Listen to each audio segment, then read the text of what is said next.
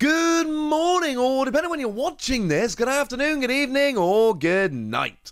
My name's Ross, and as always, told out of Voice Radio. So today we need to talk about Shrouded Fable. We've been talking about this a fair bit, honestly, over the past couple of, week or so since it got revealed. But I'm telling you right now, Shrouded Fable's going to be a big deal. And it's going to be such a big deal that I'm taking time out of my schedule today, and I'm putting a video into my schedule today explaining to you why it's going to be a big deal. And here's the thing, right? We've not seen the majority of this set yet. There is a lot of stuff that is missing from this set that we just haven't seen. There's a lot of surprises yet to come, and it's already looking awesome. Now, one important point to note here, for those of you that don't know or don't follow or whatever, we get our sets from Japan, but we only have, we have special sets every so often, like Shrouded Fable, more on that in a second. But we get main sets, Japan gets main and mini sets. So over in Japan, they had Mask of Change, that is a main set, a big set, phrase it how you will. That is Scarlet and Violet 6. Whereas Night Wanderer, which is where Shrouded Fable comes from, is Scarlet and Violet 6A. It's an A set, a mini set, a smaller set, a mid-season set, call it what you will. It is supposed to be a little bit smaller. It is not a little bit smaller. This is phenomenal. The last A set that we had was Crimson Haze. And Crimson Haze was, to put it bluntly, fine. It basically gave us, like, Blood Moon Ursaluna, Reset Stamp, and then there are a couple of others. Greninja's pretty good. There's a few decent cards in there. But it was, as a whole, fine. Wasn't a great set. Didn't really shake up the metagame. It was fine. It did okay. It gave us some decent cards. Again, that is not what we are seeing from this particular set. With so much time to go here, we are already seeing just so much that is going to shake up the metagame. Like, just in the past day or two, depending on when this gets uploaded, Genesect. Genesect is a brand new card that we've just seen, which basically, it's kind of like Spiritomb. Not entirely like Spiritomb. It turns off Ace-Specs, but whereas Spiritomb was just neither player can play Ace-Specs, Genesect was your opponent can't play Ace-Specs if this has a tool attached to it. But either way, great card that is going to shake things up massively, because there is a way here to get Genesect out, attach your tool, and your opponent is locked out of their Ace-Spec. And sure, they can play stuff like Lost Vacuum, if they play it, and if they can find it. And then if they can't find it, they have to wait a turn or two, but if they wait a turn or two to play a card they want to play now, that is not going to be advantageous to them. This could be a very big deal. We've got Xerosic coming in the set. Xerosic Scheme, I should say. And that is another card that could absolutely wreck the format right up. It basically says your opponent has to discard cards from their hand until they only have 3 cards in their hand. And sure, they get a choice, and sometimes it's going to be a deck that plays from the discard that doesn't mind discarding, but most of the time this is going to be super annoying. We all know that against control decks, one of the things you can do is build up a giant hand, and then right before you deck out, you can play I&O to basically give yourself several extra turns to try and put something together. Well, you can't do that in Xerosic Land, because they're going to make you discard until you've got 3 cards left in your hand. Although you can then use this against control, who do generally tend to have a very large hand at any one time. Those are cards we've seen very recently that could be completely shaking up the metagame. Or how about, for argument's sake, Kyurem? Now, Kyurem is a card which is very, very blatant. It's not hiding what it's trying to do. It is a counter to Lost Zone. It is a hard counter to Lost Zone, and it is not pretending to be anything else. But what it does is, for 5 energy, discard all energy from this Pokemon, and it does 110 damage to 3 of your opponent's Pokemon. Not bad. But if your opponent has any card with Chorus in its name in their discard pile, you do it for a single colorless energy instead. I mean, that's absurd, right? Absolutely absurd. And if your opponent is playing Lost Zone, they're going to be playing Chorus's Experiment. So one of two things happens. Either they get a Cold Resist Experiment in the discard pile, and you've got a ridiculous counter card. Or they don't put Cold Resist Experiment in the discard pile, and they massively hamper themselves and slow themselves down. Either way, that's a win for you.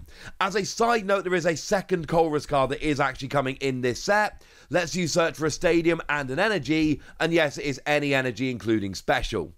It's not amazing, but you will occasionally catch people out who might be playing this, or are playing this, and then actually Kyurem's decent in that as well. It's not really the main reason for it. It's a hard loss zone counter, but it's just worth pointing out that it could be used in that as well. But already we're starting to see there are big cards in this set. Xerosic is a big card. Genesect is a big card. Kyurem is a big card. But let's go further. How about Fezandipiti? Now, Fezandipiti's ability is Oricorio GX. Same ability. If one of your Pokemon was KO'd during your opponent's last turn, draw 3 cards, but it doesn't stack. So as soon as you've used this, even if you've got multiple Fezandipiti out, you can't use it again. I'm totally alright with that. Because what we've got here is a way to draw a bunch of cards. This is good draw on a basic Pokemon. And it's a flat draw 3. This isn't like Mew, where if you've got too many cards in your hand, it's pointless. This is a draw 3 cards. No matter how many cards you've got in your hand, this will give you more. Which is wonderful. This is fantastic. And single price decks that need a bit more oomph, or any other deck really, can start taking advantage of this, and all of a sudden there are going to be decks in the format that are a little bit more consistent than you think they probably should be. Why? Because Fezandipiti is here, and that's kind of amazing. But it's not the only one of the Loyal 3 which could end up making an impact. I'm actually a big fan of Okidogi. I think that card could be really good. Because what Okidogi's got here is single energy, attach up to 2 basic darkness from your deck to this Pokemon, and poison it. It's fine, it's not good.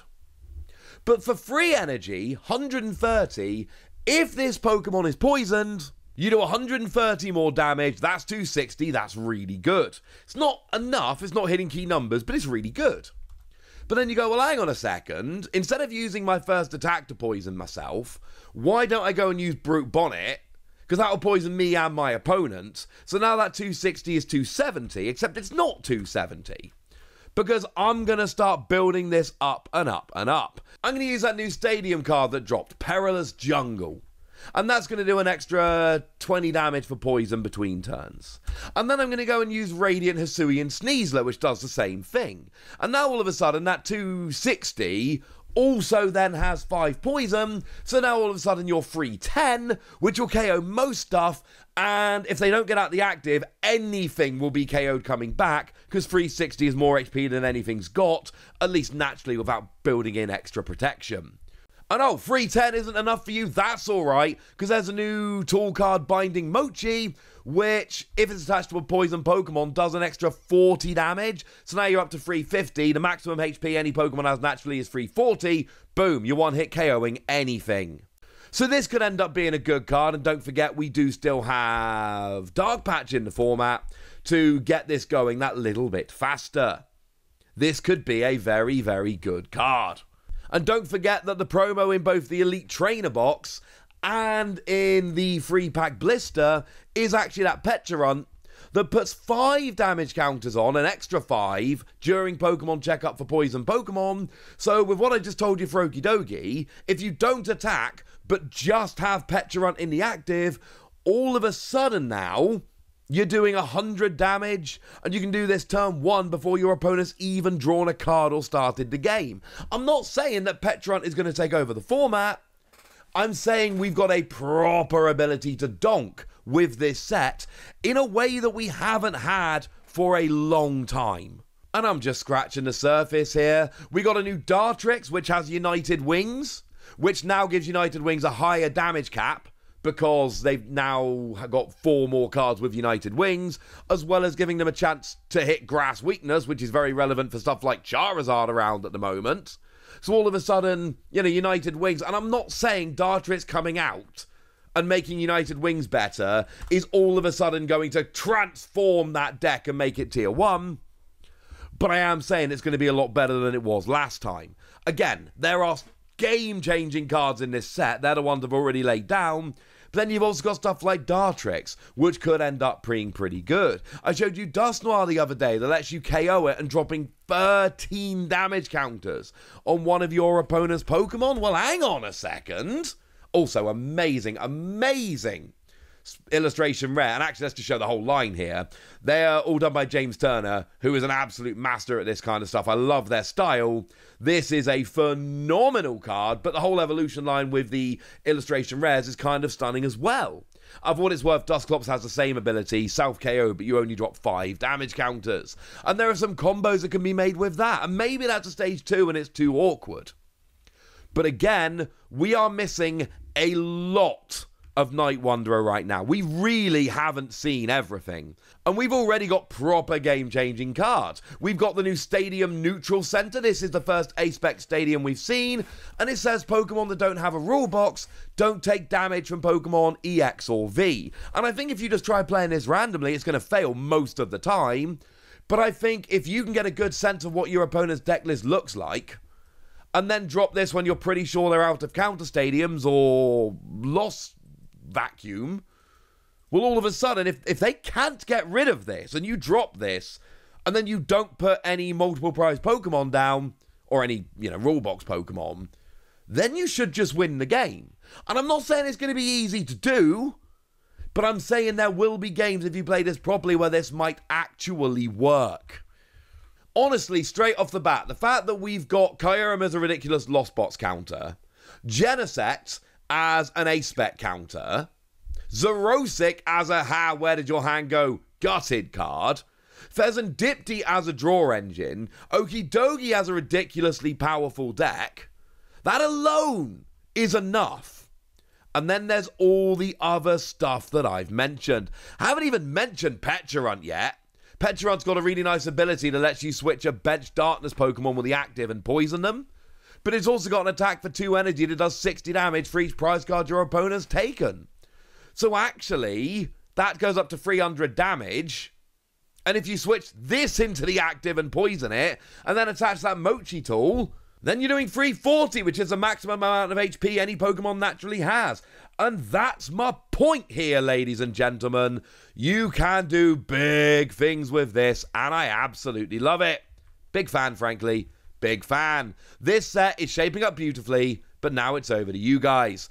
I want to know what you think about Shrouded Fable. I want to know if you think it's as big as I do. And the fact that it becomes legal day 1 of Worlds and is this good a set, I really do think this is shaping up to be a big, impactful set. Some sets drop a couple of cards on the metagame to make a small impact. This does not look like that. And oh my word, I'm excited for Worlds. Right, there we go. That's what you need to know. And now it's over to you guys. Tell me what you think about this. Go nuts, but be nice. And then make sure you like this video, subscribe to this channel, follow me on Twitter at TheWasi.